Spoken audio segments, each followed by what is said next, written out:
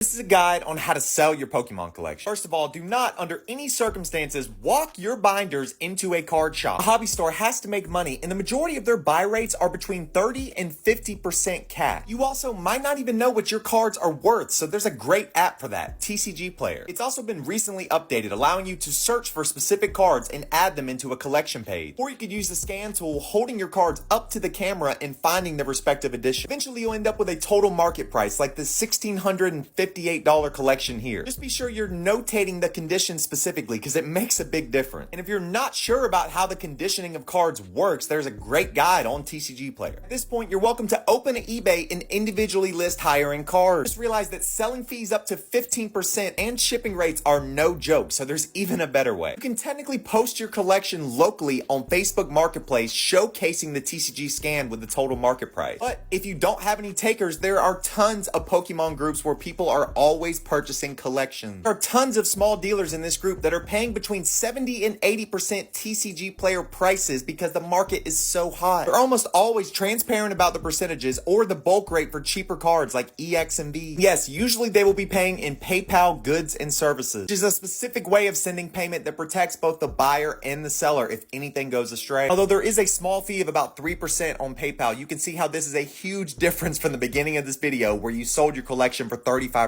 to a card shop. And I'm gonna make a part 2 on how to pack and ship your collection to small dealers, so follow me for that.